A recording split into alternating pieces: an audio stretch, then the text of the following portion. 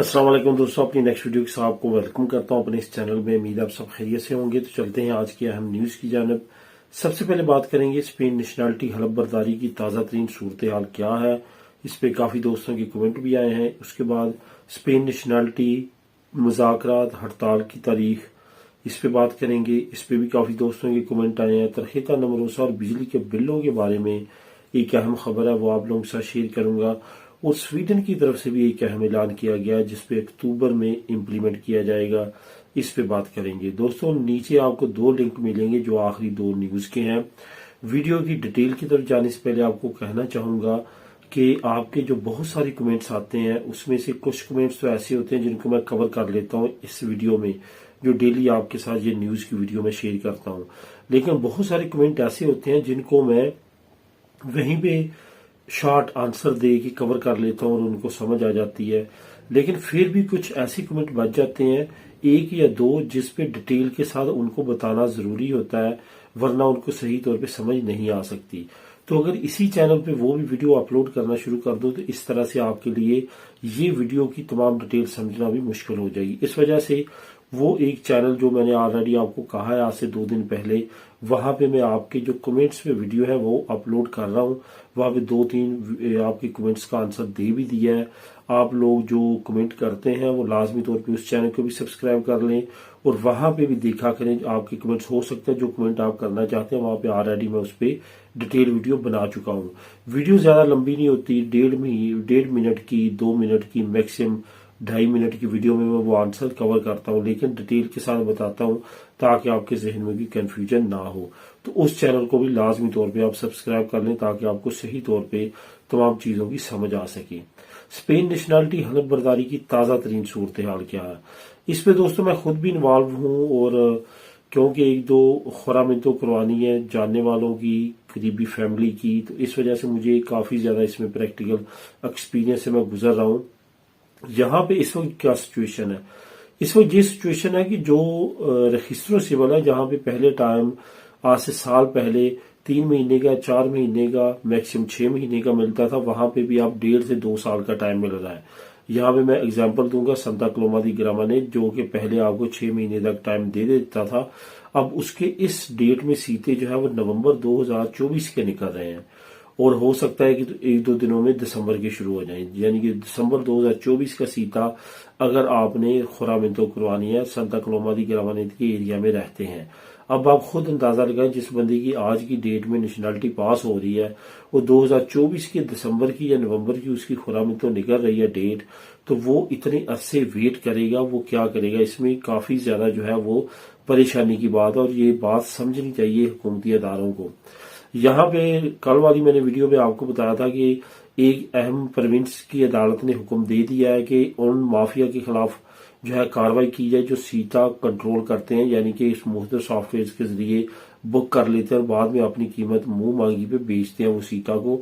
उनके गिर्द भी शिकंजा तंग किया जा रहा है। ये तमाम कारस्तानियां उन्हीं की हैं, क्योंकि इतना बोझ नहीं हो सकता कि 2 साल के करीब या 1.5 साल के करीब जो है वो तमाम सीटें बुक हो जाएं। इतनी बड़ी तादाद में एक एरिया में लोगों की नेशनलिटीज पास नहीं हो सकती। ये बात कन्फर्म है, इसमें कुछ ना कुछ मसला जरूर है। अब यहाँ पे इसके अलावा क्या ऑप्शन बचता है, इसके अलावा नतारियों का ऑप्शन बचता है। नतारियों इस वक्त जो है वो 3 महीने से लेके 5 महीने तक टाइम लगा रहे हैं। आपको तकरीबन महीना 1.5 महीने का अपना सीता देंगे, उसके बाद आपको 2 से 2.5 महीने 3 महीने का टाइम मजीद देंगे, जब आपका जो है वो बर्थ सर्टिफिकेट बन के आएगा, जिसको टुम भी बोलते हैं यहाँ पे, वो बन के आएगा। उसके बाद जो है आपने कमिसारिया का सीता लेना है और अपनी दिनी और पासपोर्ट इशू करवाना है। तो ये इस वक्त तादादनी सिचुएशन है। नतारियो फीस कितनी लेते हैं मुख्तलिफ है, कुछ 200 ले रहे हैं, कुछ 250 ले रहे हैं और कुछ जनाब 300 तक भी ले रहे हैं। हालांकि अगर आप यहाँ से बाहर के सूबों में जाएंगे, जिस तरह गरनादा या दूसरे आउटसाइड एरिया में, तो वहां पे नतारियों की फीसें जो है वो 80 यूरो, 90 यूरो, 100 यूरो, 73 यूरो यहाँ तक चल रही हैं। लेकिन यहाँ पे ये, क्योंकि यहाँ पे बहुत ज्यादा इमिग्रेंट्स हैं और बहुत ज्यादा लोगों ने अब रुजू किया है नतारियों की तरफ खुरामिनतों के लिए, तो इन्होंने अपनी फीसेस को बढ़ाना शुरू कर दिया है। तो ये ताज़ा तरीन सिचुएशन है, ताज़ा तरीन सूरत हाल है। तो इसके मुताबिक अब आपको चलना पड़ेगा। जल्दी करवाना है तो पैसे लगेंगे नतारियों के पास, अगर आपने वेट करना है तो उसके लिए आपको वेट करना पड़ेगा अपनी सीते के मुताबिक। एक और मैं यहाँ पे आपको हिंट बताता चलूं कि कुछ लोगों का ये कहना है कि अगर आप लगे रहेंगे, बार बार ट्राई करते रहेंगे, तो आपका सीता जो है वो जल्दी भी निकल सकता है। उसमें मुख्तलिफ ऑप्शन है, उसमें मैं मजीद वर्किंग कर रहा हूँ। जैसे कि नई चीजें सामने आएंगी वो भी आप लोगों के साथ शेयर करूंगा ताकि आप उससे फायदा उठा सकें। स्पेन नेशनैलिटी के रिजल्ट, मुज़ाकरात, हड़ताल की तारीख। आज से तकरीबन 3-4 दिन पहले मैंने आप लोगों के साथ एक न्यूज शेयर की थी कि जो मिनिस्ट्री ऑफ जस्टिस है उसके वर्कर ने हड़ताल की अनाउंसमेंट की है और मई में हड़ताल पे जा रहे हैं। वो बात बिल्कुल सच है। मुज़ाकरात इनके शुरू हो चुके हैं। मुज़ाकरात में क्या कामयाबी मिलती है नहीं मिलती, ये डिपेंड करता है दोनों हुकूमत और इनकी जो यूनियन है मुलाजमों की, उनके दरमियान, जो इसको सिंडिकातों बोलते हैं। अगर इनके मुज़ाकरात कामयाब हो जाते हैं तो नहीं होगी, अगर कामयाब नहीं होते तो इस महीने के मिड में 20 तारीख तक सुना गया है, कहा गया है उनकी तरफ से कि वो अपना ऐलान कर देंगे कि वो हड़ताल की तरफ जा रहे हैं। अब ये काफी ज्यादा खतरनाक हुआ क्योंकि पहली मरतबा इस तरह हुआ कि इतनी बड़ी तादाद में नेशनैलिटीज पास होना शुरू हुई हैं। अभी वीक्स के हिसाब से हजारों की तादाद में नेशनैलिटीज पास हो रही हैं। तकरीबन तमाम लोग जिन्होंने 10 महीने, 9 महीने, 11 महीने से नेशनैलिटी जमा करवाई हैं, उनके रिजल्ट आ रहे हैं। मैं खुद जाती तौर पे जानता हूँ, जिनको परसों एक बंदे को मिला हूँ जिसने सितंबर 2022 में नेशनैलिटी जमा करवाई थी और उसकी निकल आई है, यानी कि पास हो चुकी है। तो इस तरह से काफी स्पीडली काम हो रहा है। और जो बच्चों की है, नवंबर की 17 तारीख को वो जमा करवाई गई थी बच्चे की नेशनैलिटी, और आज से 2 दिन पहले जो है वो नेशनैलिटी पास हो चुकी है। यानी कि बच्चों की नेशनैलिटी बड़ों की निस्बत भी ज्यादा तेजी के साथ पास हो रही है, क्योंकि ना तो उनके कैरेक्टर सर्टिफिकेट की वेरिफिकेशन होनी होती है और ना ही उनके बर्थ सर्टिफिकेट की वेरिफिकेशन होनी होती है। वो यहाँ पे पैदा हुए होते हैं, इस वजह से उनके केसेस बहुत तेजी के साथ हो रहे हैं।